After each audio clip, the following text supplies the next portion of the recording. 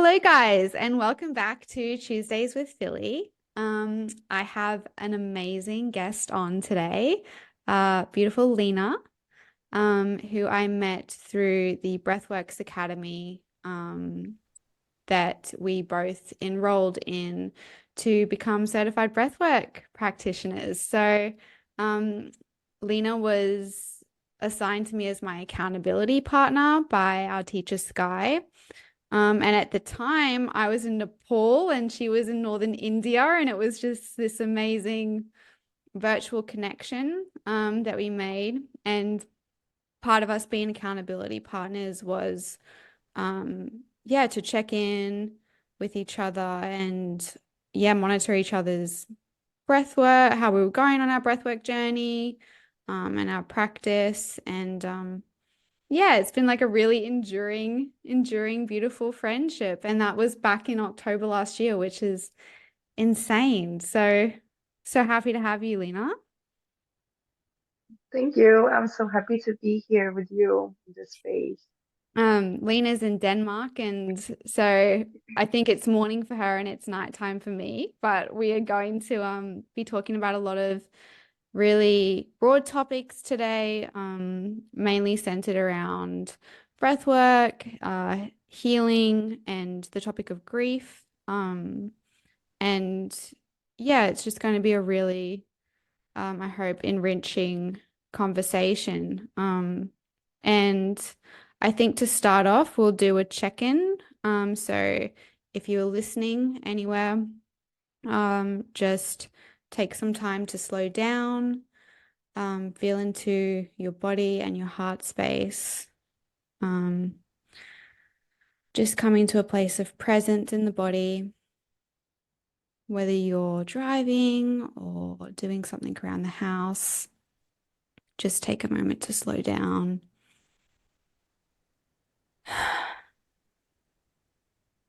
Taking some deep breaths and just situating yourself in the present moment. So you're ready to learn, ready to absorb some information.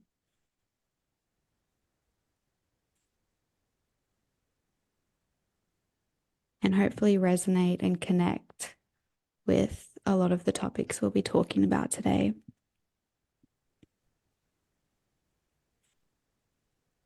Beautiful.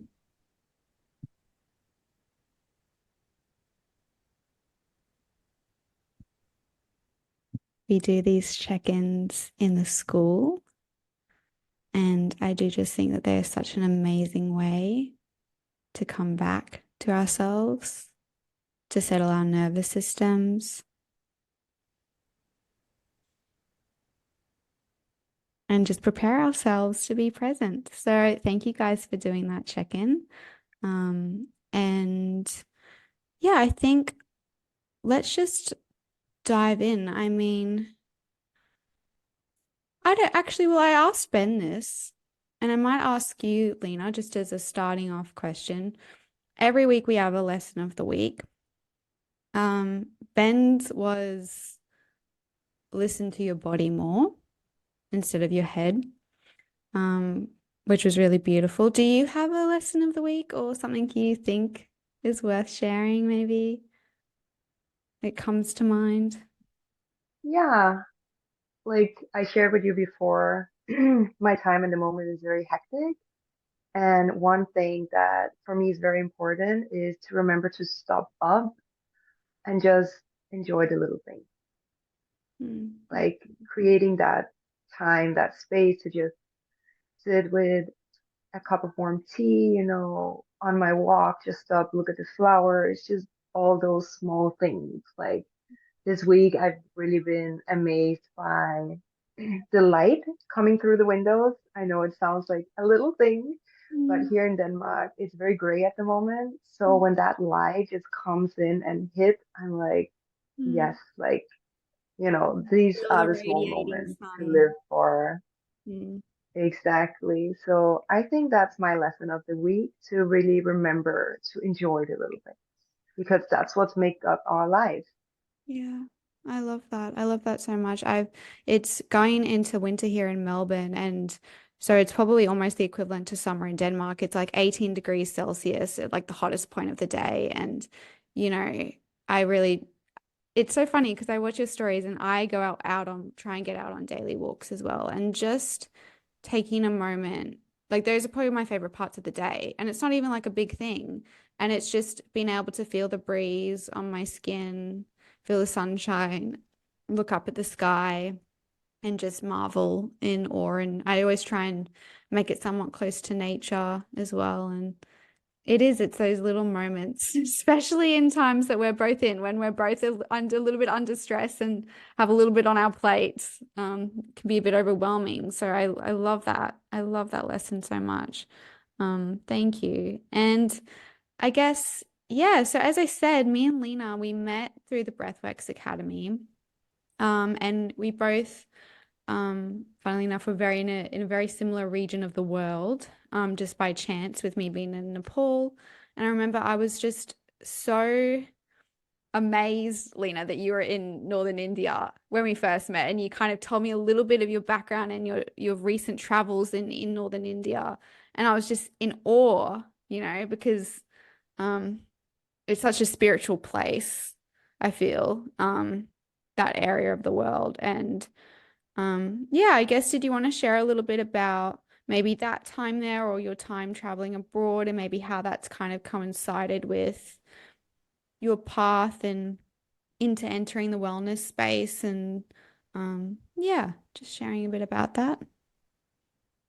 Yeah, I can try. It's been a long journey, so there's a lot to cover. Mm. But I'll try to like make it short.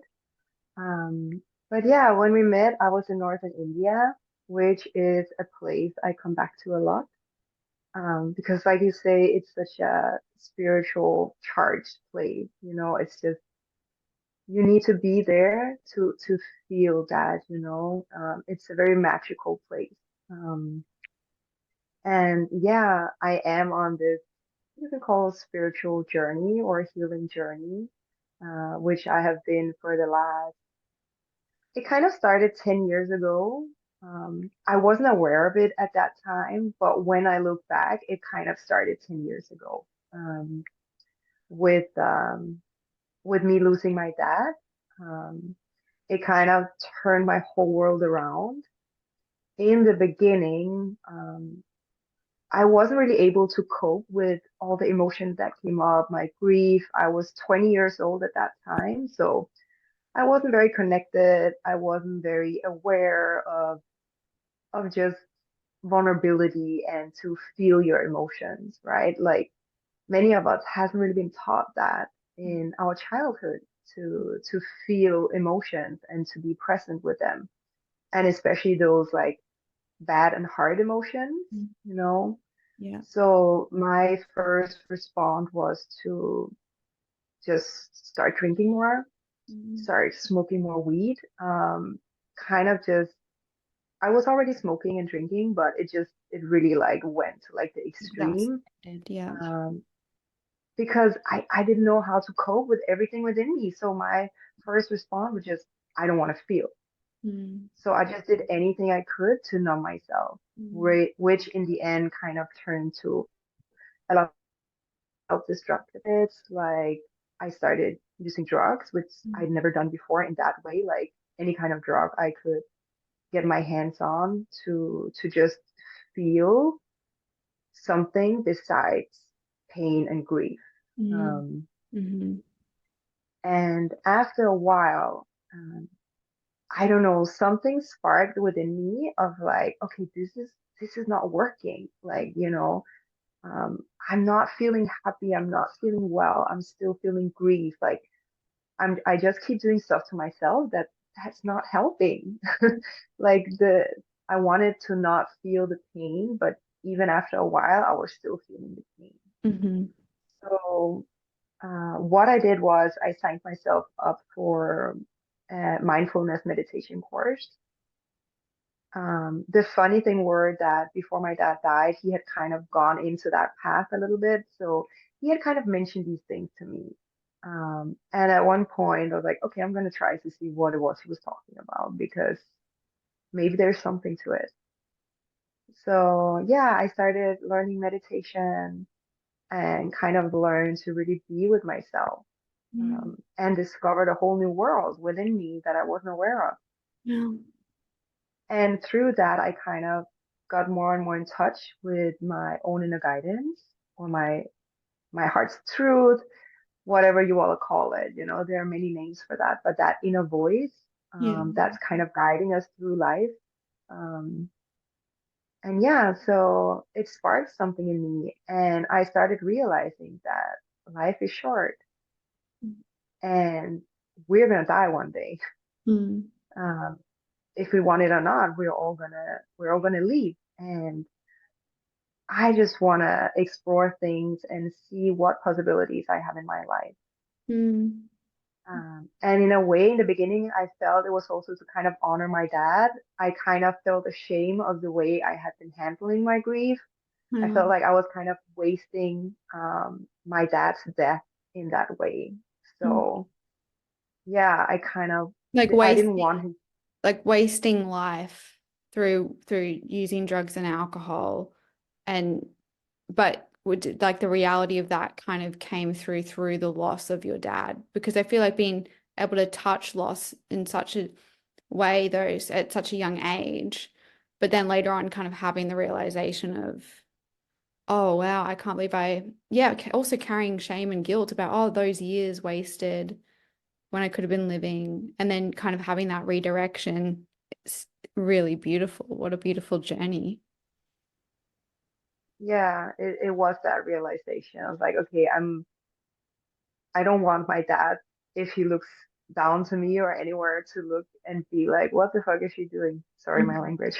No, no, you're fine. I swear, you're totally But fine. like, I just like, okay, I kind of want to honor my dad. I don't want his life to be for nothing, right? And I want him to live through me as well.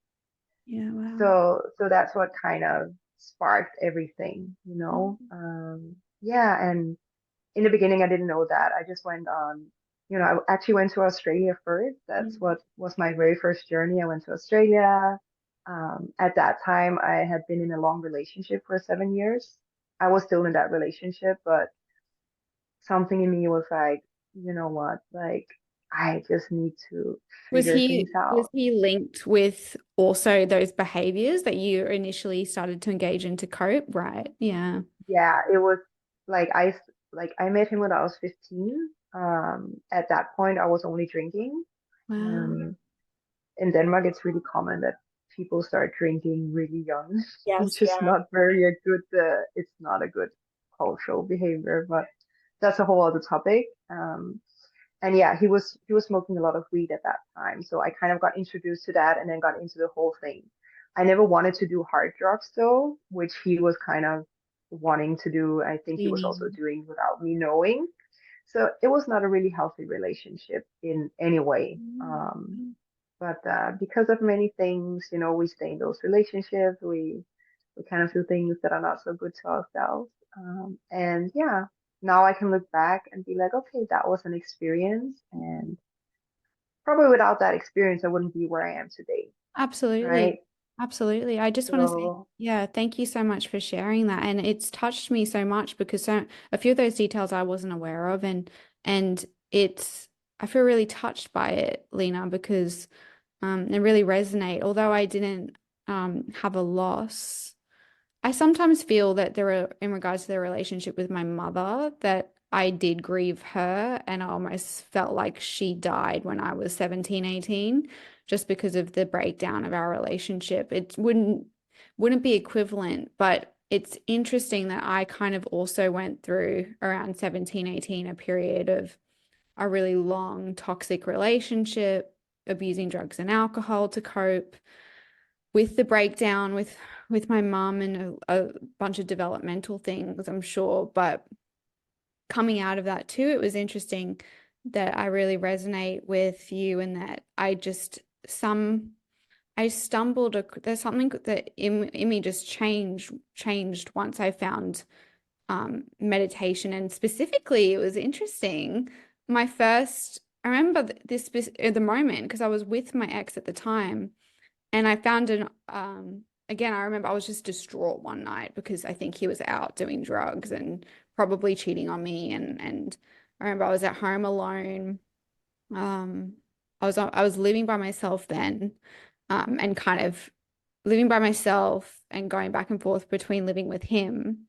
Um, and I found on YouTube a yoga nidra, a guided yoga nidra, and I remember doing it.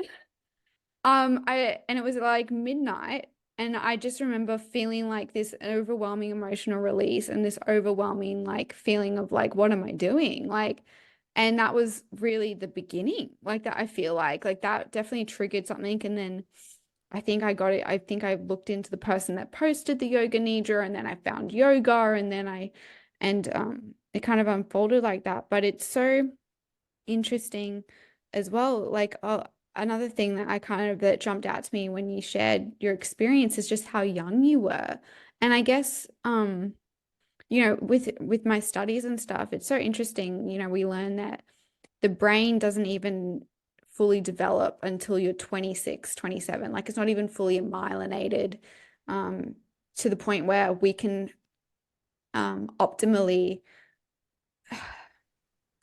cope with things, rationalize things, cope with our emotions, cope with deep, like tragic life events, um, or strainings of relationships or whatever. Which is why I guess, teen years and early 20s are so turbulent for so many people. It's quite a universal thing, but it is interesting having learnt that I kind of have a lot more compassion for myself, but also other people as well when they share their stories of struggle, because you kind of realize, well, we were just doing the best we could at that moment with the tools that we had, with the situations that we were in. But as you said, without those periods, what matters is that we got through it and we found our way and we found our light. But also that we can look back in hindsight and kind of come to terms with that, and come to terms with the people that we were and maybe mistakes we made, but also recognize that without doing that, we wouldn't have learned from them and we wouldn't be where we are today. And it's interesting. This is also another question I wanted to ask you, is I feel some people sadly struggle with coming to terms with that, maybe, or parts of their past that they may feel ashamed about. So then they don't really ever come out of that. They might carry a lot of that shame and anger, or anger, or continue to partake in like really toxic behaviors and these and habits and stuff. So do you feel that that's something that, yeah, is maybe you've seen or encountered with the way that different people may cope with grief or loss? Well, one thing that when when we don't want to accept or acknowledge anything from our past, like it doesn't only have to be grief, right? It can be behaviors, it can be what other people have done and these kind of things. For me, what it comes down to is that our ego, right? It doesn't want to be wrong, right? Our egos are doing everything to be right all the time, anytime, because of survival, right? It's like this basic thing in our brain. We just want to be right. We don't want to be wrong. And for some people, it's stronger than others. And for me, that has been a really big part of my journey, right? I've always tried to be the good girl, which is again a condition. It's a way I think I can be loved, I can be accepted, because if I do something wrong in my parents' eyes or other people, they will not love me, right? So I feel for many people that has a hard time with really accepting what has happened. I feel for them it would be a failure if they like, oh yeah, I did that in my past. But to really acknowledge that and be like, this is what I did. And that's okay because, like you say, I did the best I could at that time. To really be, and I feel it also shows kind of your level of awareness that you can kind of acknowledge, okay, we are all being that change and transform, and that's a whole part of the human journey. So to acknowledge, okay, I was here at that time, now I am in another place, I have grown from that, you know. For people that don't want to really acknowledge those things in their past, I feel there is less growth on like a spiritual level, if that makes sense, right? It's to really acknowledge those things. Um, that's what leads you to growth. To be Mm, like, okay, this is me, this is what I did because of that, and that's okay, yeah. right? Because without that, you're just stagnant, you're just stuck in one place. I think that's so insightful bringing the ego into it because I remember when I first was finding like getting into meditation and stuff, doing readings and poem like finding poems about the ego and I think I started reading Eckhart Tolle's books, like The Power of the Now, and just kind of my life was really that was just such a interesting, Lena, because like it's so right because you're so right because it was uncomfortable. Like there were times when I was reading like, that book or um doing some meditations where I was like, crap, like I'm getting hit with a lot of my own shit here and this isn't pretty. But, there's that saying where, to heal it, you have to feel it. Like you have to move through it, even the ugly shit. Like, um, and I think that's got to be part of it. And it's interesting and sometimes heartbreaking to see in these spaces maybe people that aren't ready to meet themselves at that depth or see themselves reflected, that fully, and I think part of that, like in tandem with a lot of the ego work I did was a lot of like what's called shadow work, where you're kind of uncovering your shadow self and um but you have to do that, right? You have to do that to culminate awareness of it, awareness of your toxic habits or patterns of behavior so that you can then change. Um, so I think that's Can I add something to that? please, please, please, yeah. Um, I want to say a main part as well is to take responsibility. Mhm. Like take responsibility for your own actions, for your own emotions, because we have a tendency, again, when it comes back to the right and wrong, like we tend to blame the outside, you know. For a long time, I would blame life, like I would be the victim of life because I Mhm. lost my dad because of all these things that happened, right? And in that space, when you are not taking responsibility, when you're just blaming the outside, there is no growth happen. Like you cannot move from that space. It just keeps you in this like I don't even know what to call it, like hibernation kind of, Just like stuck. there is nothing happen. Even I would say like energetically, spiritually, like mentally, you're just stuck there Mhm. because you keep blaming everyone for what you're feeling within you. Mhm. But the moment you start to realize, okay, things happen, right? We are not in control of anything Mhm. besides looking within Mhm. and take responsibility for our own emotions. Mhm. So whatever things has happened in my life, and I can be angry and upset and say, this is your fault, and this is why I feel like this is why I'm stuck where I am. Okay, I'm gonna stay there Mhm. unless I start to be like, okay, these people or this has happened. What is this making me feel? And Mhm. I can be with that and I can sit with that. And like you say, I feel it to heal it. So I be with that emotion without being attached to it, just knowing, okay, it's just an experience, it's just energy that's moving in my body. And the moment I allow to do that, I kind of take the power back. Wow. So whatever people are doing, they are not in control of me. I have the power to respond, to take action from a place of more clarity, of owning my own emotions. It Mhm. doesn't mean that people can just talk shit to me or do things that are not nice. It just means I can be in a space of clarity and be like, okay, what you're doing right now, it's not something that's very nice and I don't want to be around it. So I can move myself from that instead of just blaming the person and say, you should Mhm. change, you should do Mhm. something else. I think that's so right? amazing is yeah, bringing it back to emotions. Just bringing it back to emotions and being able to be in touch with our emotions and even the ugly, uncomfortable ones. And it's what was I gonna say?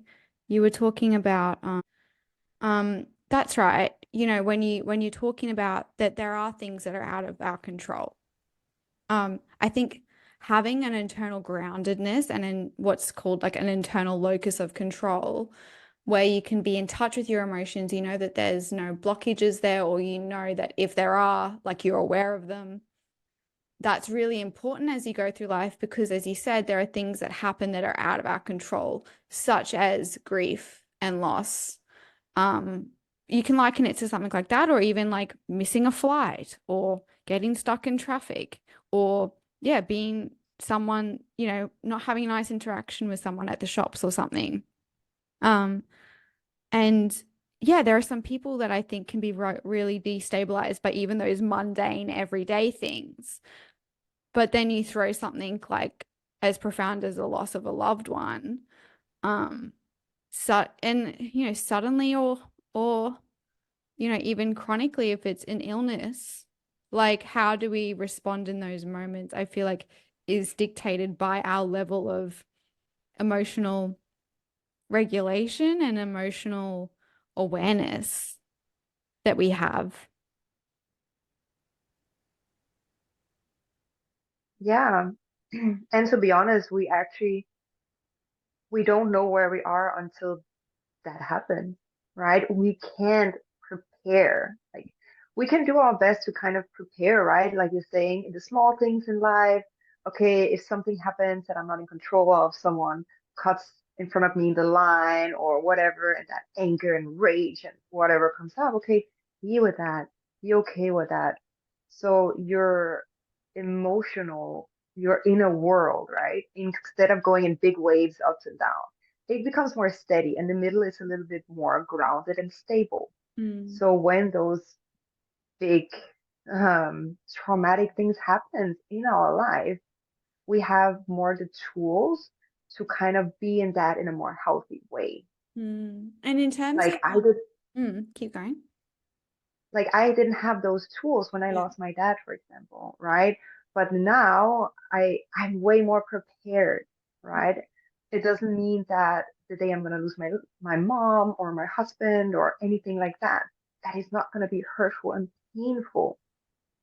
But the way I react to it, the way I respond to it, the way I move on in life with it, I think it's gonna be way different than Mm. it did with my dad. Yeah, and that goes to yeah, talking about I guess yeah the resources that we have to because you know I'm sure a lot of people listening could maybe resonate with this, but then think, oh well, I'm not very in touch with my emotions. How can I get in touch with my emotions? How can I get comfortable with being uncomfortable? You know, I don't like expressing sadness, or I don't allow myself to feel sadness or the full breadth or spectrum of emotions.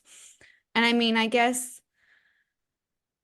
I think for me, what's been, you know, foundational is kind of the layering of all these tools. You know, there's not one tool that's an absolute kind of that's it, that's the solution, that's the key.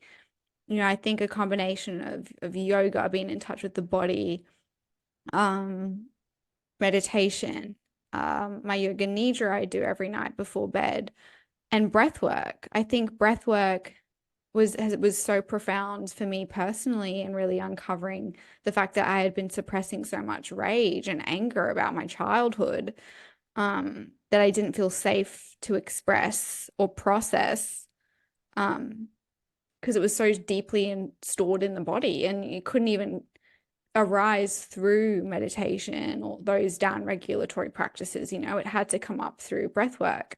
So I mean, in your own journey in utilizing breathwork and these tools, have you found that any have kind of been specifically helpful in certain ways or different, you know, how have they contributed differently in different, yeah, ways or anything like that? Yeah, so I would say throughout my journey, there has been different tools at different times. I felt like one has kind of prepared me for the next, like then to go deeper and deeper and see different things. So, like I shared, I first started with the mindfulness meditation, which for me was just a beautiful way in general to just learn to be with myself, to be with my thoughts. Like that was a big thing for me just to be with my thoughts because my thoughts were creating my whole reality, you know? Um, and through that, I started journaling, like combined with the mindfulness meditation. So I would say just for me to be able to sit down and write down what was on my mind. Like in that beginning, I wasn't connected to the body, so I couldn't really express or feel what was happening in my body, but I could go to my mind. So that's where I started. And slowly through that, I started to connect the mind with the body. Like that connection slowly was made because most of my life I had lived in my head. Mm. Um, and I didn't have that connection. It needed to be established, which for me happened through meditation. And slowly I started to feel stuff in my body. Oh, I feel some tension in my chest, or I have a knot in my stomach without even knowing what it was, just to write down, I'm feeling this here. Okay, I've had this for a couple of days. Even just that is bringing the awareness to it. And then I feel like it slowly shifts, right? I don't need to put a name on, oh, this is this emotion, this is that. No, you don't need to name any of your emotions to kind of heal them, is my perspective. Like you say, the moment you feel it, you can heal it, Mm. right? And Yeah. through that, I found yoga, which was a really beautiful tool for me, like you say, to really connect with the body and get that body awareness. Mm. Um, so it slowly started like that, like my mind, okay, then I started kind of slowly connecting to the body and then the body. And then for many years, I've done like self-awareness work with this beautiful group of friends. They're called Korea Lightning Foundation, which they do this beautiful awakening work for people to really, you know, let go of their ego and just live in peace and harmony. And that led me to where I kind of am today with breathwork, which when I look back now, I don't think I would have been able for breathwork when I was 20 years old. Mm. What breathwork has really done for me, it's been so powerful and so transformative because what breathwork has been able to do for me, like the practice that you and I are having this method that we are practicing, has been able to get me into my sympathetic nervous system in a safe way Mm. to really get, because that's the beauty for me is that this activated breath work, entering into this altered state of consciousness, can bring us into the sympathetic nervous system where we're storing all this trauma, all these emotions, right, that we're not even aware of. But we do it in a safe space, Mm. right? So Mm. we're feeling safe while we're entering into our sympathetic nervous system. And in that space, we can experience those, or not even experience, just feel Yeah, those things that re-experience are held. those activated emotions that were stored in times of trauma or times of Exactly. stress, but we're in a safe Yeah, space, we're not there yeah, anymore. exactly. Because if we're not safe while entering into the sympathetic nervous system, we're just going to re You can't traumatize process. ourselves. Yeah.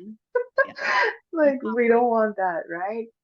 So I feel it's like that journey of starting with really learning to come into your parasympathetic nervous system first, right? Learning that is so crucial for then when you're ready, you can then take that journey into the sympathetic nervous system and really start to do some deep stuff that So I feel what you came it's up for hard you to do. when you did? Because I think you're so right that the differences with breath work to these down regulatory practices is the unique method that we are that we're trained in. Um, and I want to do a whole podcast on it, and everything you're talking about in relation to entering this altered state of consciousness, but having it occur in such a way that we can recondition and recalibrate our nervous system on a really deep physiological level. Because what's so fascinating is that, I just don't think there's just no way that some of the healing that I've gone through with breath work could have come about through meditation, through hours of meditation, through hours of yoga, through like therapy, talking therapy. Nothing could elicit what the breath work did. And I think it was because the stored emotion and the trauma was, the body keeps the score, and it was just so deeply mapped into my nervous system. Like I still can't believe the experience I had in Peru where it all just came out, like, but it was just so dormant. Like I was a dormant volcano. Um, so and so for you and your journey with and utilizing the practice, has anything come up for you in that way that really delineates, yeah, from the other kind of practices you've relied on? No, kind of what you say, it just takes you into such a deep space within you, like a space like it's hard to explain, I just feel like I go into such a depth that, like you say, I'm not able to do in my meditation, in my yoga, in these others. It's like it takes you right to the source. I feel like, you Mm. just go down through the layers and you just Mm. go there. Yes, that's Of a good. course, you will never go into anything that you're not ready to face. So it depends on where you are on your journey, right? If you're just starting, maybe it's not going to take you that deep, but it's still going to take you deeper than you can do just sitting and meditating, I feel it kind of, it's like there's a door opening, right, down into your subconscious, into really where everything is held in such a deep way, into your nervous system, into your physical, emotional, energetic, prana, like any bodies you have, you just dive in there, right? And from there, you can kind of start to like, okay, let that go, open Yeah. up to that.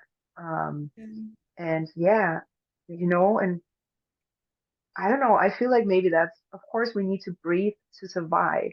But I feel on like just the spiritual level in general, that's also one of the reasons why we have the breath is to really go into ourselves and really explore and help us to heal. Mm. Yeah, definitely. And I think what definitely surprised me is just the versatility of breath work in being an exposure therapy tool, as well as a performance optimization tool, as well as, yeah, utilizing it for down regulation and calming the nervous system. It's just such an incredible, accessible tool for everyone. Um, beyond, Like we're all breathing. mm, We're all exactly, breathing. It's right there, exactly. right in front of us. And I imagine, as you said, whatever unfolds is really what's beautiful about it, is whatever does unfold is so specific and tailored to you as a unique individual and what your unique journey and story is, what needs to be released uniquely for you. It's no one else that's forcing, oh, that you're going to break through. It's not like, oh no, you're gonna have this experience like it's mushrooms and you're gonna see these things, or you're gonna break through and see aliens like you're doing DMT. Like it's not set.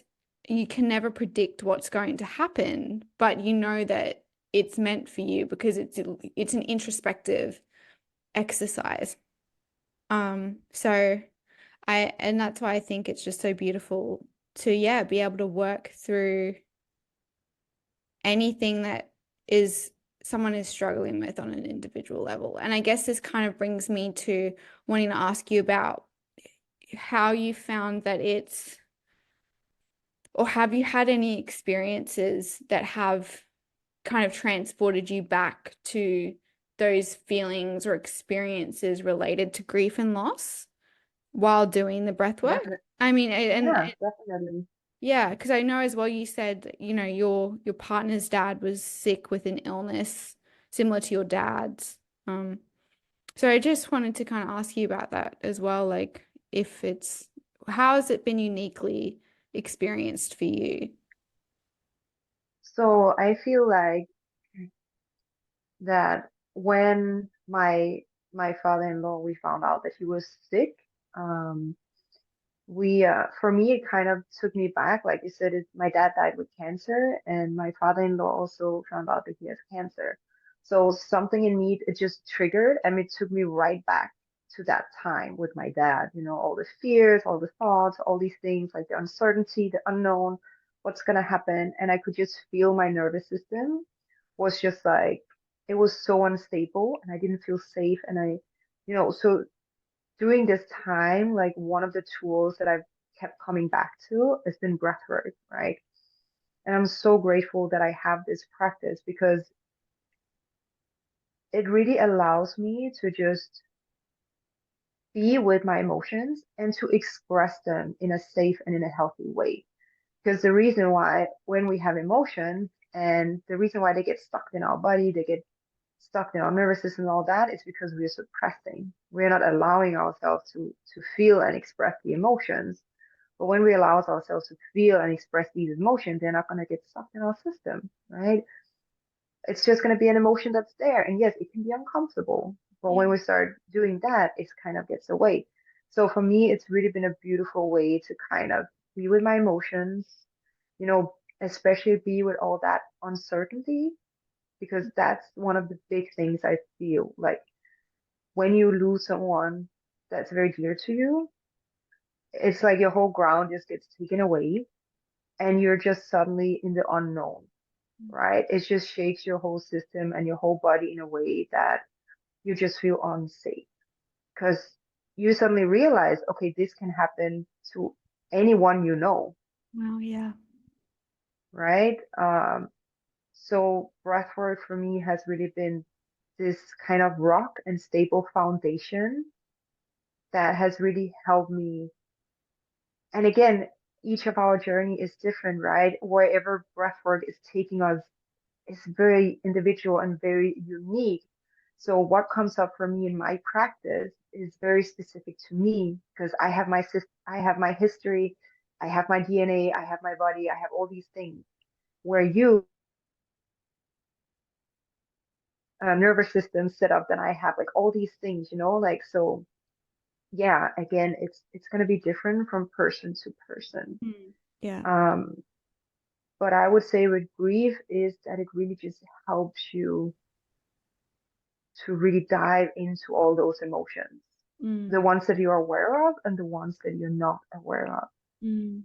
Yeah. because that's usually most of them. We are not aware of many of those emotions because, first of all, we never learn how to be with them. So our first reaction is just Mm. numbing, suppressing, right? Mm. Which is also a survival mechanism, because when such a big thing is happening, so much emotional pain, Right. we cannot handle that, right? So we just learn to like, okay, suppress for now, keep it down. And then when the time is ready, okay, now we can slowly start to open the gate and get those emotions up. But I also feel like it comes down to where is our base point, right? Yeah. Because if you're very in touch with yourself, your base level can be quite high. You Mm. can be quite okay with experiencing a lot of emotional pain. Mm. Where if you're maybe not so used to it, the amount that you are able to handle, that your system can handle, maybe the baseline is very low, Mm. which there's nothing wrong with. It's just what it is, right? And it's from there that we kind of start working and kind of change Increasing that baseline. window of tolerance through the breath work and through the pendulation of the nervous system. And Yeah. I So think, you yeah, become more you it you become better at being with that, like more being tolerant. present with Mm. Mm. exactly, yeah. Yeah.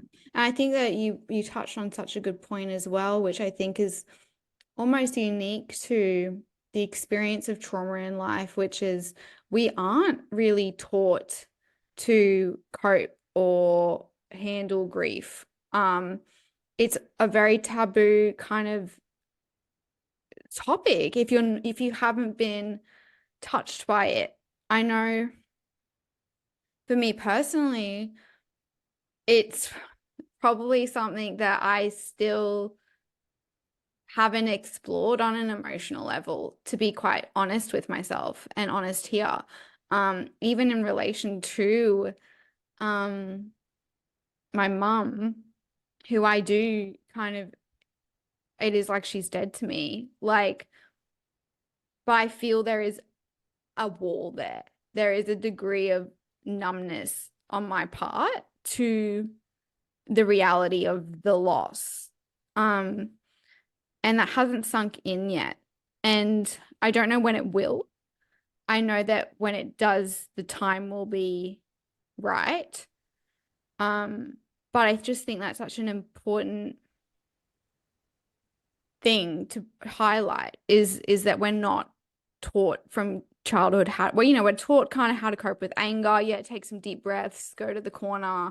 We're taught, oh, someone cut in front of you in line, like that's okay. We're taught like basic things like patience and all this other stuff. But when it comes to grief and the prospect of losing someone, especially if it's in relation to illness, um, it can just be something that no one wants to talk about.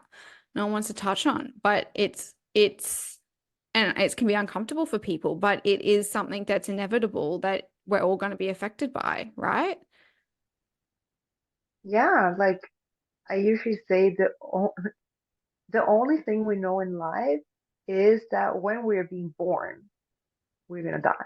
Mm. Like that's kind of the equivalent with life. It's death, Yeah. right? You see that in anything in nature, in us humans, like everything has a beginning and an end, Yeah. right? And it's funny because we celebrate life, right? We celebrate our life. We're celebrating birthdays and all these things, but like you say, there is this taboo about, but we actually know that at some point you've been brought into this life, you're gonna leave this life. And the chances are that your people that you love are probably also gonna die before you die, Right. right? And to be honest, I don't know where this whole idea of death as a taboo comes from because if you look at other cultures, like in India, for example, when a person dies, you celebrate their life, you know, you're celebrating this person, and for them, okay, this person is going into another life but it's just a physical. I feel we are so attached on a physical level to our body, right? But we are so much more than the physical body. We're energy, we're spirit, we're prana, we're so much more. Mm. And I feel that that scares people, Mm. right? And We people are don't want to let go of egoically the attached physical. to our bodies, egoically attached to the body. We're not realizing that the Exactly. body is just a vessel for our souls, and Yeah. um just sensations, and yeah, I echo everything you say, and my godmother says, she has also had a lot of loss in her life, and she said similar things in that we celebrate life, but no one celebrates death, especially in the West, like you talk about. She has such a unique and beautiful perspective on death and loss, with the loss of her dad as well. And um, she said that, after he passed, she she owns her own yoga studio, and he passed on a Saturday morning. Um, and that's when she usually teaches her class at 9 a.m. And so she was at the hospital with him at 5 a.m., when he passed. And then she went and she taught that yoga class. And she said that she was crying tears of happiness, in that moment, because she was there celebrating him.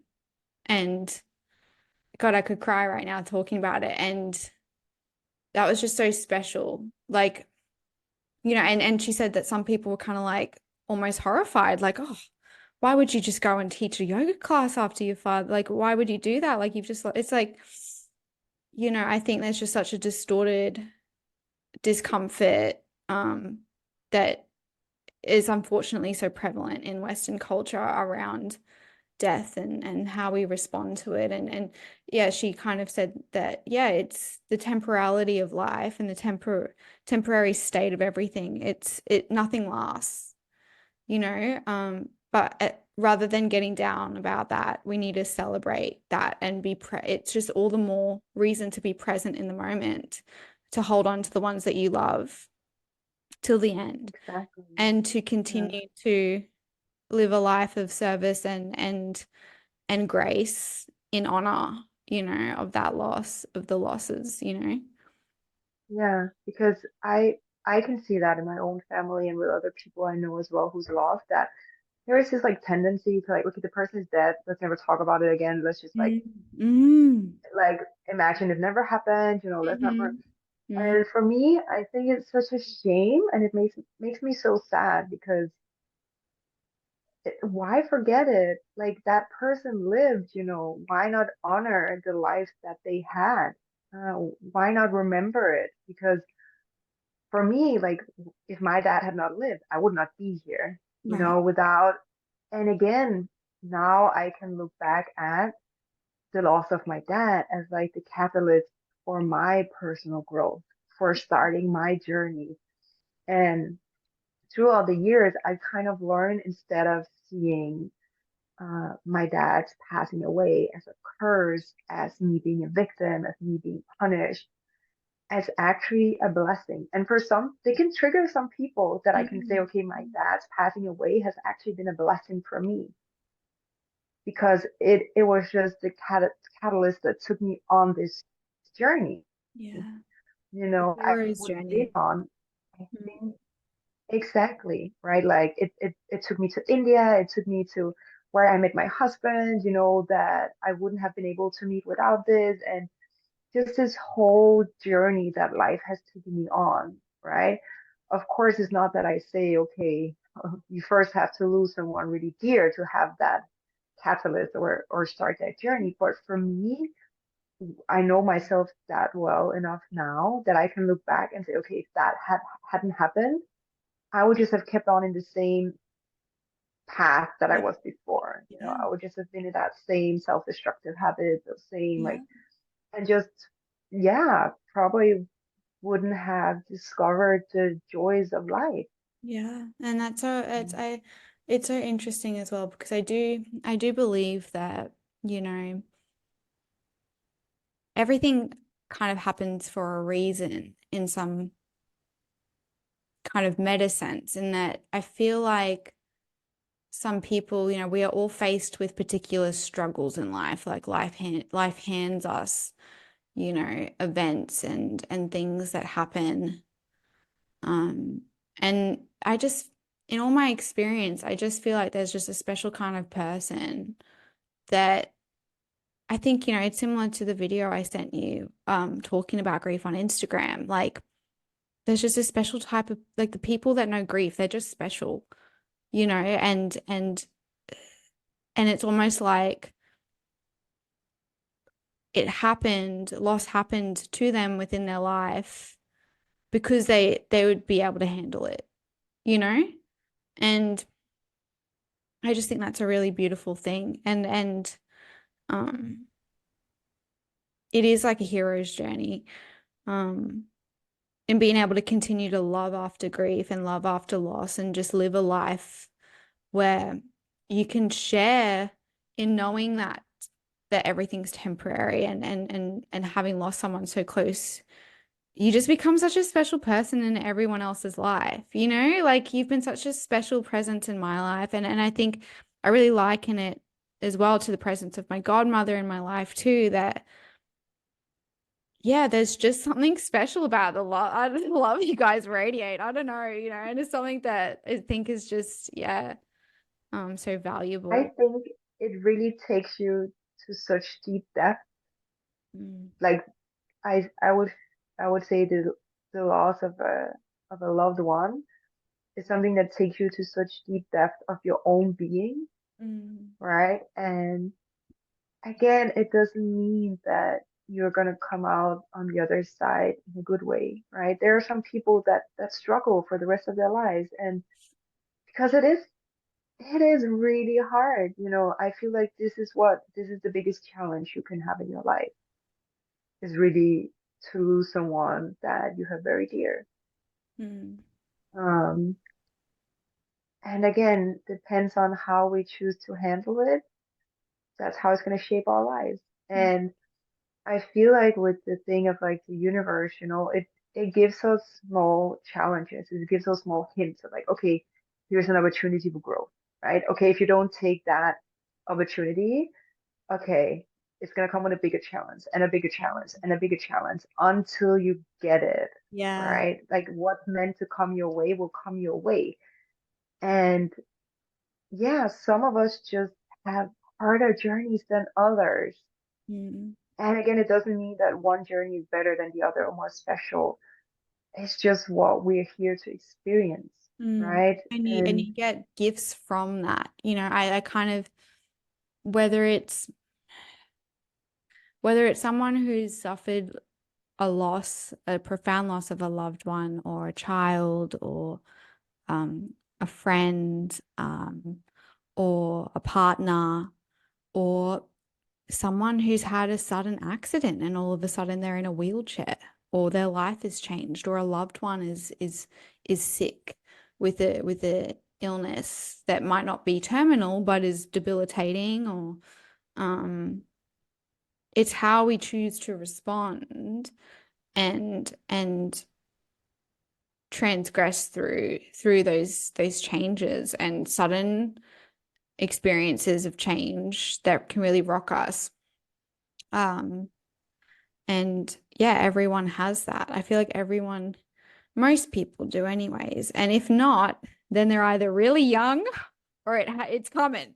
It's coming. Like it's funny because I think of like I do it's like just being real, I do think, like sometimes I think of like my brothers and we've had different upbringings, yet we have the same parents. And I think it comes down to like I've had very different experiences and different exposures to them. And but I kind of think one day, you know, like life is long.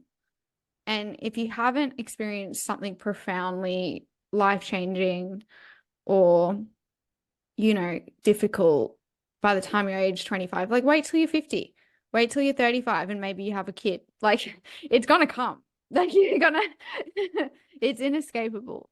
So yeah. yeah, and I would say the beauty with all of this here is, right, like because we can see oftentimes in the darkest time, right, is where we can have the biggest growth. It's where we can have the biggest changes and realization because that's what really pushes us out of our comfort zone, right? It's pushing us out of those places where we start to reflect and look and evaluate. And the beauty in all of it is like no matter the situation you're in, no matter how hard or how tough it seems like, you always have a choice. Mm, Like always, you have a choice. Even though you don't feel like there is a choice, you have a choice. You can choose how you react to a certain thing. You can choose what you want to get out of a situation. You can choose how you walk away from a situation. Like you always have a choice to choose, is this something that's gonna lead me further down the line, like digging me into a deeper hole, or is it something that's gonna give me growth? mm, Like you have that choice, right? Even though you don't know it, you have a choice, yeah, right? And I yeah. Keep going. and I feel that some of those really profound experiences is where you really find out, okay, I actually have a choice. Yeah, yeah. Because in those mundane life things, okay, yes, I have a choice, blah blah. But when it really hits, if you have a really important decision to make or something that's like just put you to the edge, that's when you really like, okay, I have a choice to make, Yeah. right? In Viktor Frankl's book Search for Meaning, Man's Search for Meaning, about his experience, in the concentration camps. He said in every situation, between every moment, there's a stimulus and a response. And like what matters in the moment is your choice between and how you respond, you know. And yeah, I just think that's something that is so critical to remember when we're talking about these topics and topics of sudden change and loss and things that are out of our control. And I remember when I first moved to Melbourne, you know, and I was feeling, I don't even, you know, I think we've had quite a few calls where you really gave me so much guidance and assurance and love and kind of guiding me where I was feeling so lost and in a place of kind of darkness and and regret, you know, even a little bit for coming down here. And but what I've learned since then, because this was probably about a few months ago now, 2 months ago or so, you know, since talking with you and my godmother and mentors in my life like Sky, um, is that like I'm here. This is my situation. I know that it's my calling. I know that I'm passionate about working with people in a therapeutic way. And that's when I feel most in my Dharma. And, um, you know, receiving the advice from you that there is always, this is a learning experience, you know, and you can always take away and like, yeah, you might be unhappy with where you're at, but how are you going to respond? You can respond by shutting down, or you can respond by thinking, okay, how can I adapt? And how can I learn from this situation? And how can I grow and make different choices in the future? And really just make the best of the situation. And that's kind of what I've learned from you, from Sky, from my godmother. Um, and it has been so pivotal to have that guidance and to be able to draw on support from you guys. And yeah, I just think it's important. Yeah, an important reminder to the listeners that you do always have the power to respond, and there are always people that are willing to um, be there. And I think just listening to the podcast is testament to, you know, listeners taking action and being, yeah, open to learning and responding to whatever circumstances they may be in or whatever issues they may be facing. Um, yeah, just wanted to chuck that in there. Yeah. And always like something for me is like, okay, if I don't like the situation I'm in, I'll just try to get the best out of it. Because Mm, there's always a nugget, there's always something to get out of it, right? mm, mm. Even though it's hard, even though it's challenging, like, and maybe even though you don't like to be there right now, you know, maybe that this is a sacrifice that I have to do to get to where I actually need to be, Yeah, right? You yeah. know, Not it just, everything's gonna be easy, you know, not everything's gonna be easy. This is what Sky said to me. He was like, you know, I saw him on the Gold Coast and we spent quite a bit of time together and he was like, I'm hearing you out. I know you're in your situation that you're in, but stick with it. He was like, it's hard now and it might seem really tumultuous, but stick with your schooling and you know, it's what you have to do to like to he, you know, unfortunately I agree. Unfortunately in this society that we live in and institutionalized education requires that, you know, I need this piece of paper to say I'm registered and I need to do all these silly subjects that aren't relevant. But you know, that I can't change that. I'm not the government. So I I don't have the time or the energy to do that. So I'll just, you know, and working through it, you know, it is a learning experience. I do enjoy most of what I'm learning. I do enjoy most of it. Um, so yeah, to your point, it's very true. yeah, it's like the reality is, okay, we live in this world, right? Mm. I, as a person, I cannot choose the whole society. Mm. So I can, but it doesn't mean I have to just submit totally to, right? Like, okay, I need to go to these classes. I need to, okay, cool, I'll do that. But it doesn't mean they're going to control your whole life, Mm. right? You still have that time in between or how you want to actually use this and utilize it. And that for me has also been a big thing, you know. That's why in the beginning I was like, oh, there's, I'm not going to be a part of the system. I'm just going to go travel. But slowly I found out, okay, like I live here in this physical reality right now, right? And if I just keep rejecting that, it's not going to be for my own good, right? So I have to work with it in the ways so I benefit from it, but Yeah. still I stay true to myself, to my Yeah. value, to what really matters. I love that. I love that so much, Lena, that you said that because that again, we can feel resistances in life to these things, to these waves, to these things that are bigger than us. But you're so right. It's about how we respond, how we work with it, and how we can get it to serve us. Um, and that comes back to for me, yeah, knowing your values and living in alignment with them and integrating that into the biggest picture. And for me, I think that's been, yeah, going to classes, but also being able to have like prioritize my self-care, prioritize small things like going for walks in nature, prioritize my morning routine, and also channeling energy into my passions still alongside it, which I know is strengthening my experience and yeah, through my counseling and breath work and yeah, I think it's such a good point. Um, so yeah. And it again comes back to those like enjoying those small moments, right? Because if you didn't have all these small moments that you took for yourself, your self-care, your walk and that, I don't know then it wouldn't be how I would worth do it. it. I, I don't Right? know. So when you look back, it's gonna be like, ah, I had these lovely days. I really stick to my routine. I really did those, and it's these small moments that's gonna make up our reality, right? Yeah.